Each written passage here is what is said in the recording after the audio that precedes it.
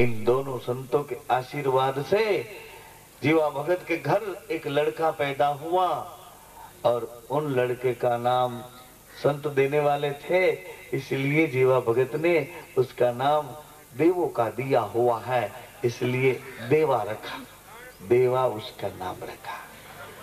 12 साल के बाद वो दोनों संत आके खड़े हो गए, जय गिरनारी करके। दोनों संत जीवा भगत के द्वार पे खड़े, बैठे नहीं, आके खड़े हो गए। बोले जीवा, हमारी अनामत लेने के लिए आए हैं, 12 साल हो गया बेटा, तेरा लड़का कहाँ है? वो लेने के लिए आए हैं। तो उन टाइम जीवा भगत की विवेक दृष्टि क्या है? सोचो, मैं विवेक की बात कर रहा हूं, क्या विवेक? जीवा भगत ने इनके जंगल में रहने वाले सब पशुपालक को, सबको बुलाए, जैसे अपने घर अपने लड़के का शादी ब्याह है ऐसा मिष्ट भोजन बनवाए और अपने लड़के को बहुत बहुत गहना पहनाया, जैसे इनका शादी ब्याह हो रहा है इतना सजाया और इतना सजा के ये डिगरा इन संत को सौंप दिया। तो दोनों संत इन देवा के ऊपर हाथ रखते हैं, दोनों संत इनके ऊपर हाथ रख के बोले कि देवा, अब तुम्हें देवीदास होना है, सेवा अस्माकम धर्म, सेवा सेवा। अरे बाप जी, मैंने कभी किसी की सेवा तो की नहीं, मेरे माँ बाप तो मेरे को फूल की तरह रखते थे, यहाँ से उठा के यहाँ, मेरे को पानी का ही पाला भी भरने नहीं दिया है, मेरे माँ बाप ने मेरे को इतनी सुविधा से रखा है, बाप जी मैं सेवा कैसे कर सकूं, मुझे तो पता नहीं सेवा क्या है। तो दोनों संतों ने बोला कि देवा, हम तुझे बताएंगे सेवा क्या है और तू कौन सी सेवा करने के लिए आया है वो हम तुम्हें बताएंगे। ये दोनों संत हिरल साई और जयराम भारती, ये दोनों महापुरुष, दोनों महात्मा जिन जगह पे सरभंग ऋषि सरभंग, इनके शरीर में रक्तपीत था, माताएं बहनों सज्जनों मित्रों, इनके शरीर में रक्तपीत का रोग था। रक्तपीत, शरीर में पीत बढ़ जाता है और पीत रक्त में फैल जाता है, उसको रक्तपीत कहता है। शरीर में वायु बढ़ जाती है और वायु प्रधान, उसको कोई न कोई तरीके से 36 वायु में से कोई न कोई जॉइंटिंग को पकड़ लेता, उसको वायुपात कहते हैं। कफ शरीर में प्रधान हो जाता है और कफ शरीर में लोई में खून में बढ़ जाता। मेरे गुरु महाराज ने मेरे को एक बात बताई थी, मेरे को बार बार एक बात कह रहे थे। कौन सी बात? कि भाई जो कुछ अपन खाते हैं उनका रक्त होता है, ये बात को ख्याल करना।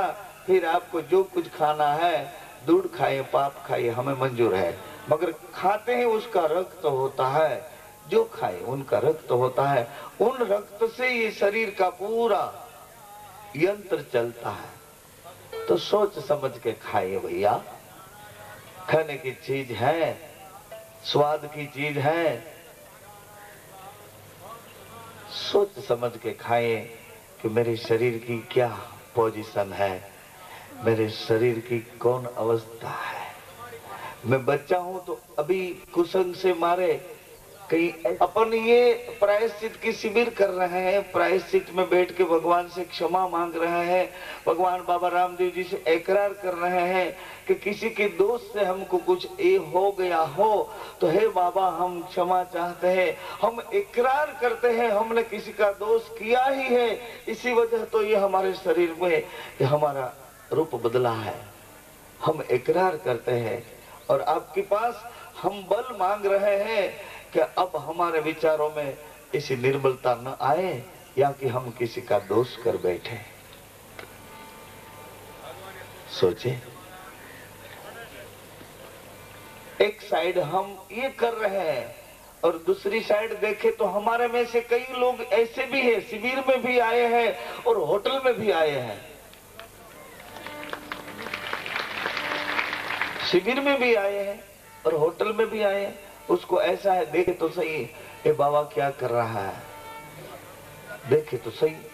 अरे ऐसा मत करो, तुम्हारे कुसंग से कोई दूसरे फंस जाएंगे, और तुम्हारी पीछे आने वाली तुम्हारी पीढ़ी है, तुम्हारे बच्चे हैं, इनके बच्चे हैं, इनको सजा दे दो। ऐसी सजा देनी है तुमको, ऐसा मत करो भैया, ऐसी सजा देनी। अपनी परंपरा को, अपने पीछे आने वाली अपनी वंश पीढ़ी को ऐसी सजा नहीं देनी है। इसीलिए तो आप लोग सब आए हैं, हम भी इसलिए आए हैं ना। मैं खुद प्रायश्चित कर रहा हूं, मैं प्रायश्चित कर रहा हूं कि हमारे पीछे आने वाली हमारी वंश परंपरा को हम कुछ दें, संस्कार दे, इनको धर्म जागृति दे, इनको सच्चाई दे, इनको नेकी दे, इनको प्रमाणिकता दे, इनको विश्वास दे, इनको धैर्य दे। और कुछ मुड़ी नहीं है और कुछ पूंजी नहीं है तो इतना तो दो। तुम्हारे पास जायदाद नहीं है, प्रॉपर्टी नहीं है, कोई बात नहीं, ये तो प्रॉपर्टी है ना, बहुत बड़ी प्रॉपर्टी है संस्कार। इनसे बड़ी प्रॉपर्टी कौन है? एक बहू थी, तो बहू का एक लड़का 10 साल का था, तो इनकी सास ने वो लड़के ने कुछ हाथ में से गिरा दिया, तो बहू की जो सास थी वो लड़के की दादी थी, उसने वो लड़के को मारा नहीं, उसने गंदी गाली दी। तो वो रोने लगी। इनकी सास उसको कहने लगी कि तू क्यों रोती है, तेरा दिकरा है, मेरा भी नहीं है, मेरे दिकरे का दिकरा है, मैंने उसको क्या मार दिया, उसमें क्या रोती है?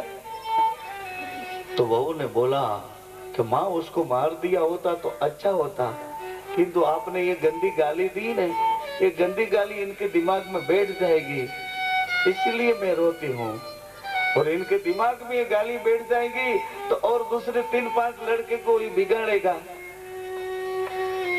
इसलिए उसको मार दो तो मेरे को कोई बात दिक्कत नहीं है, मगर इनको गंदी गाली देके इनका संस्कार को आप क्यों बिगाड़ रही हो? आपकी परंपरा, आपके वंश की, आपकी पीढ़ी की ये बुराई क्यों कर रही है?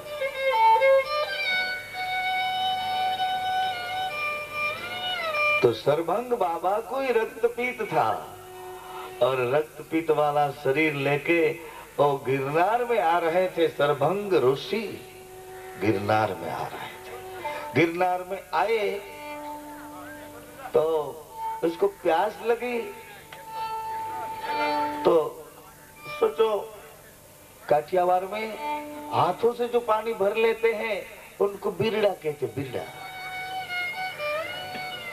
और रस्सी से पानी निकालते हैं उसको कुआं कहते हैं, बावड़ी कहते हैं। हाथों से पानी भरने का एक छोटा मोटा खड्डा था, तो सरभंग बाबा जाके उधर हाथों से पानी भरते हैं। हाथों से जैसा पानी भरा माता है,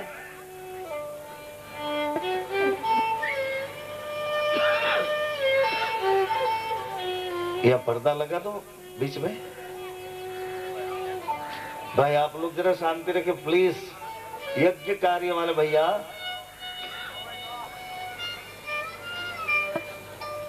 थोड़ा शांति रखे, हमारे लिए नहीं, थोड़ा शांति रखे। सरभंग बाबा ने हाथों से पानी भरा तो हाथ में इतना शीतलता आ गई, इतनी ठंडक आ गई, तो सरभंग बाबा देखने लगे हाथों से भरा हुआ पानी उन्होंने पी लिया तो शरीर में इनकी जठराग्नि में शांति शांति शांति, ठंडी शीतलता आने लगी। तो वो सोचने लगा कि ये क्या है। फिर तो उन्होंने हाथों से पानी छिटका अपने शरीर पर और छिटकने लगे तो पूरा शरीर का रक्त पित्त का रोग था वो नष्ट हो गया।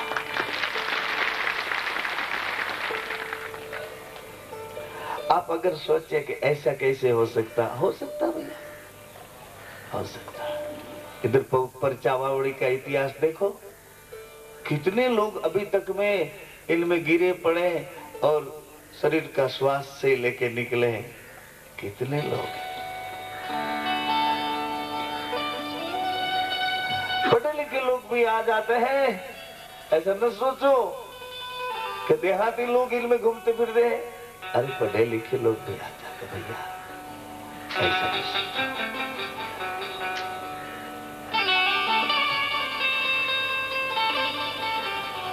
सरभंग बाबा रक्तपीत से मुक्त हो गए तो उन्होंने तो वहां डेरा लगा दिया। आप सुनते मेरी बात को?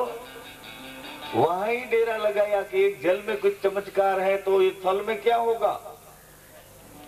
ये जल में कुछ चमत्कार है तो इस थल में क्या होगा। स्थल में क्या, वो तो बैठ गए उधर। बैठ गए, बाद में दो लुटेरे लोग वहां आ चुके। लुटेरे मगर इनकी लुटाई भी सच्चाई की थी, सच्चाई की लुटाई।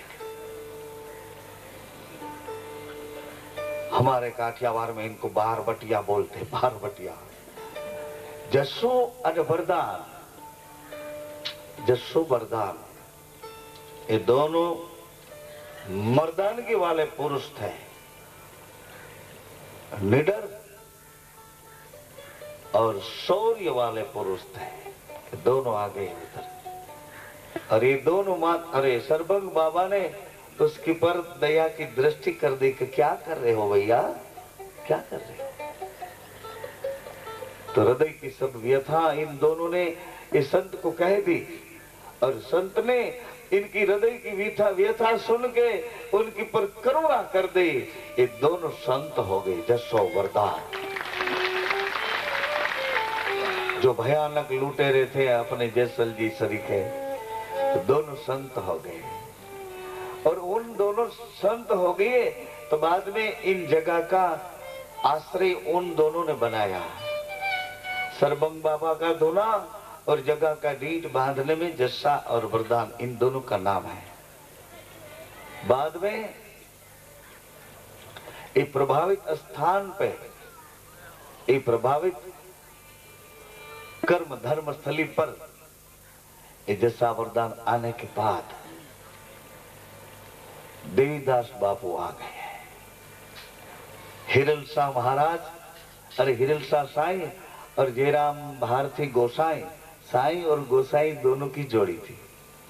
जयराम भारती गोसाई थे, 10 नाम थे, और हिरल साईं और साईं थे, फकीरी में घूमते फिरते थे।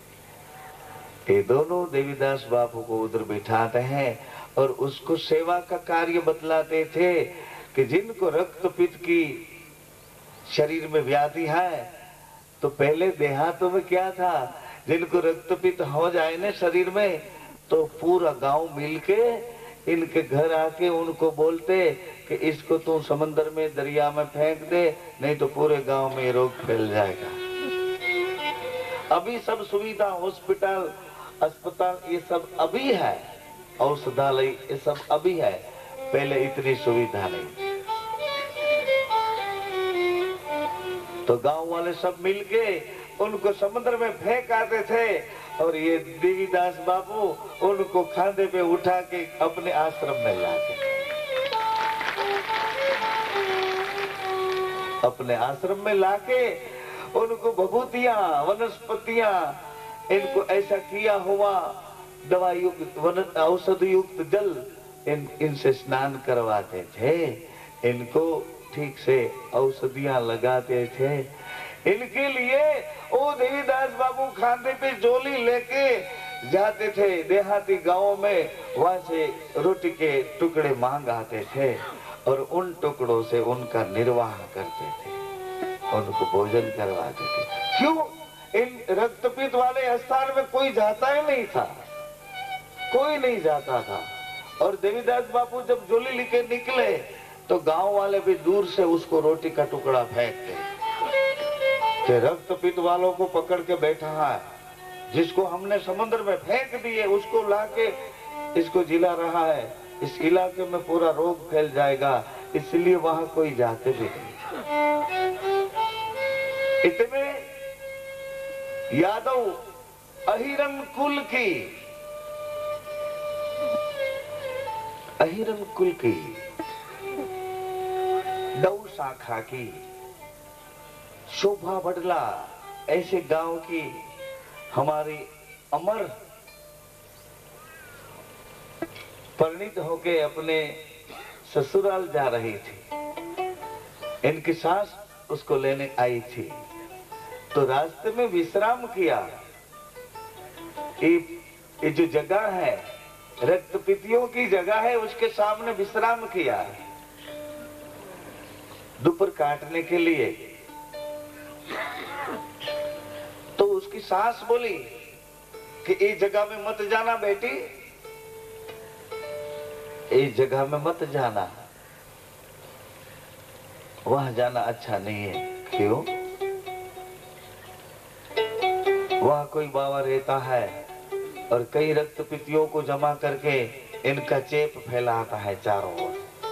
अरे अमर तो सोचने लगी कि मां मैं नहीं जाऊं, तू प्रसाद ले ले, थोड़ा विश्राम कर ले, मैं वहां नहीं जाऊंगी।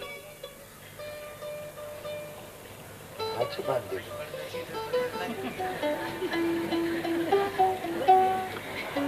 आपके लिए बनवाया।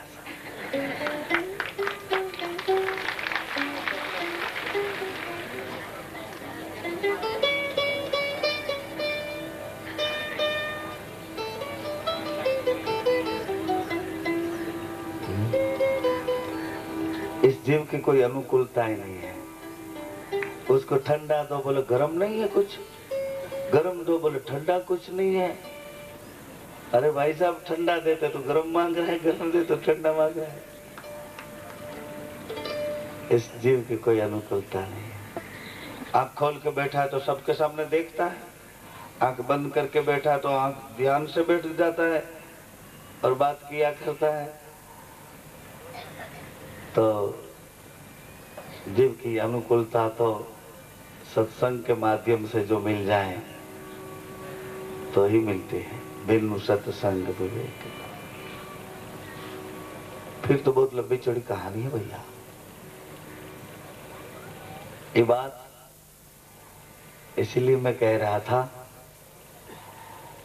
कि अनपढ़ लोग भी विवेक युक्त हो जाते हैं, गुरुगम युक्त हो जाते हैं और पढ़े लिखे धोखे खा जाते हैं। बार बार सोचते हैं तो धोखे में पड़ जाते हैं। अनपढ़ लोग भी विवेक युक्त हो जाते हैं। बाबा भली करे, आओ इनसाइड आओ भैया।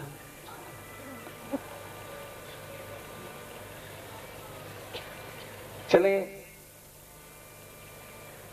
कैलाश के शिखर पर क्या कर रही माँ पूछे उनसे, भगवान शिव जी से माँ प्रश्न कर रही है। तो प्रश्न का प्रत्युत्तर भगवान क्या दे रहे हैं, चले उधर जाइए। ये कहानी तो बहुत लंबी है। अमर माँ कैसे अमर हो जाती है और कैसे भक्तिमती हो जाती है, बाद में वो कहानी करेंगे। अभी तो माँ पूछ रही है कि भगवान अभी क्या कर रहे हैं। प्रभु आप तो त्रिकालज्ञ हो, बनी बनाई सब कुछ जान रहे हो। भगवान शिव जी को माँ जगदम्बा भवानी पूछ रही है कि बताइए तो सही, अब भगवान क्या कर रहे हैं, ओ क्या कर रहे हैं, आगे क्या करने वाले हैं। हम योग्य पात्र हैं तो बताइए, और पात्र नहीं तो हमें पात्र करके वो बात समझाए। तो माँ भगवान शिव की प्रसन्नता में आके बैठ जाती है और पूछ लेती है माँ। बहुत अच्छा प्रश्न है माँ का पूछना, देखो कैसा है। अति आनंद महानिरखो नाथा, अति आनंद महानिरखो नाथा, अति आनंद महानिरखो नाथा, अति आनंद महानिरखो नाथा, अति आनंद महानिरखो नाथा।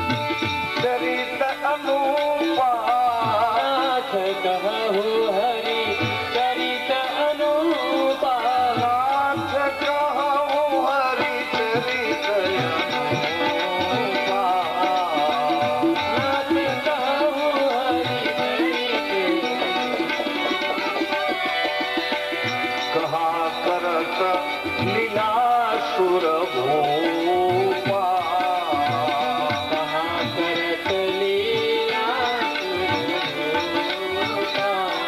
हे दास कृपा करके ये तो बताए कि भगवान अब क्या लीला कर रहे हैं।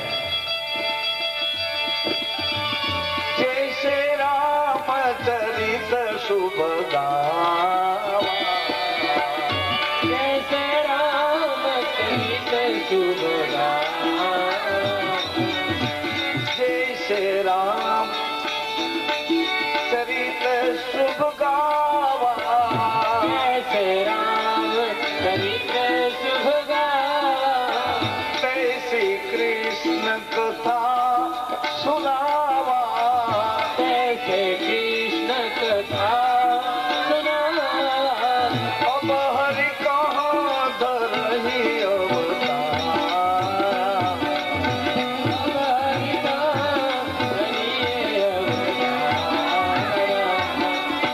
अब हरि कहाँ धरहि अवतारा अब हरि कहाँ धरहि अवतारा करिए कौन चरित उदारा करिए कौन चरित्र उदारा कवन भक्त कर करहि उधारा पवन भक्त कर करहि उदारा कवन भक्त कर करहि उधारा पवन भक्त कर करहि उदारा मुनि बरहे को कौन नहारा मुनि बरहे को कौन नहारा। कृपा करुणा करके हमें ये तो बताएं, रामचरित आप सुना रहे थे, कृष्ण चरित सुना रहे थे, तो अब प्रभु क्या कर रहे हैं और अब कौन सा अवतार लेने वाले हैं और अवतार लेने के बाद कौन चरित करेंगे भगवान, और चरित के साथ साथ भगवान कितनी धारा, इनकी शादी विवाह की कोई बात आती है? ऐसा प्रश्न माँ पूछ रही है शिव जी से कि बताइए तो सही भगवान क्या सोच रहे हैं, कैसी लीला करने वाले हैं, कौन चरित्र करने वाले हैं। तो भगवान अति प्रसन्नता से बोल रहे हैं,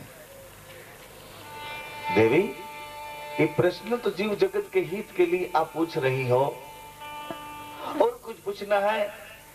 हाँ हाँ प्रभु, मैं ये पूछना चाहती हूँ कि कौन माता पिता इतने भाग्यवंत होंगे कि जिनके घर भगवान अभी अवतरण करेंगे? कौन माता पिता? किसी ने मेरे को पूछ लिया, ये पूछा कि तुम चिल्ला चिल्ला के क्या कहना चाहते हो? भजन का शोर बकोर करते इतने साउंड में जोर जोर से, तो तुमको कहने का क्या है वो तो बताओ, क्या कहने का है? मैंने बोला कुछ कहने का नहीं, कहने का तो इतना ही है, बिल्कुल छोटा है, मगर कोई सुनता नहीं, क्या करो? बोले क्या कहने का है? मैंने बोला ये कहने का है कि तुम युवा अवस्था में, युवा अवस्था है तुम्हारे पास, तो तुम्हारे यौवन को पकड़ो, तुम्हारा यौवन है इनको संयम से पकड़ो और शिष्टाचार से, गुरुगम से तुम पति पत्नी एक होके जीवन जीने लगो। क्यों? तुम्हारे घर शायद ऐसे कोई महापुरुष अवतरण हो जाए। इतना ही मेरा कहने का था।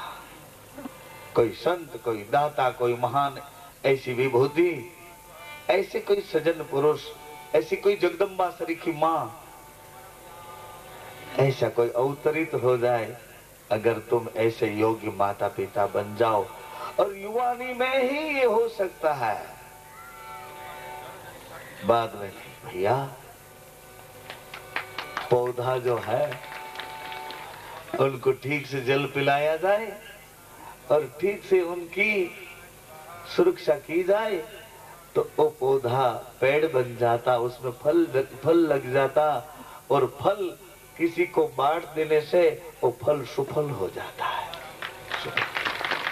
ऐसे हमारा तुम्हारा जन्म सफल हो जाता है भैया। किसी के लिए कुछ कर दो तो तुम्हारा जन्म सफल हो जाता है भैया। मैं नहीं कहता हूँ, शास्त्र संत महापुरुष इन सब कह रहे हैं।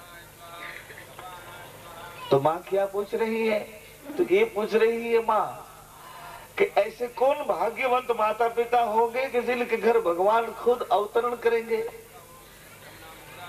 ऐसे तप वाले तप बलधारी कौन है? बताइए तो सही, भगवान किसके घर अभी अवतरण करने वाले हैं हमारे प्रभु?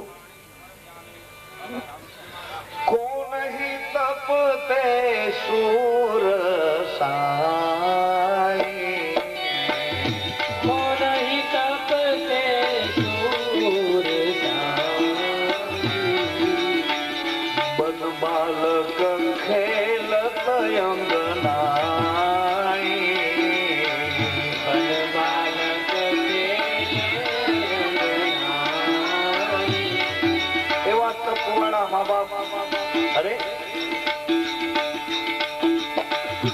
धन्य हो। ये तो बताइए कि कौन है कि जिसके आंगन में खेलेंगे खुद स्वयं परमात्मा, जिसके आंगन में खेलने वाले। ऐसा क्यों? ऐसे भाग्यवंत पुण्यशाली माँ बाप कौन है और ऐसी भूमि कौन सी है? कौन पिता माता को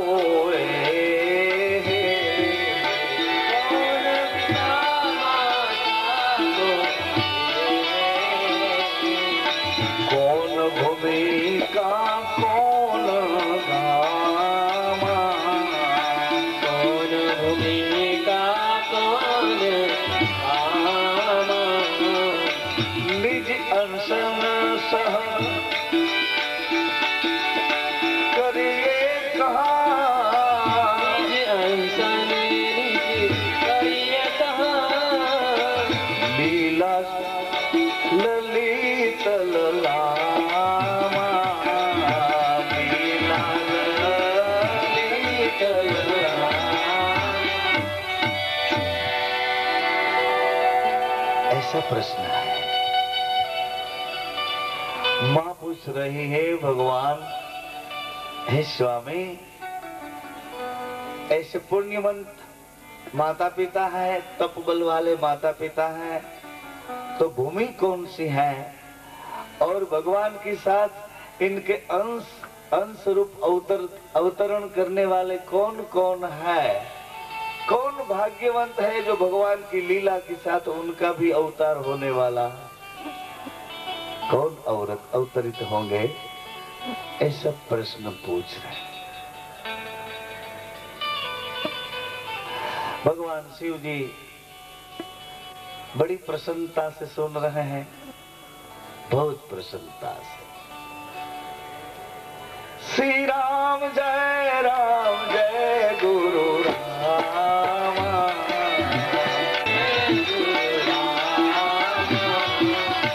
अब हरि है निज लोक निवासी, अब हरि है निज लोक निवासी, अब हरि है निज लोक निवासी।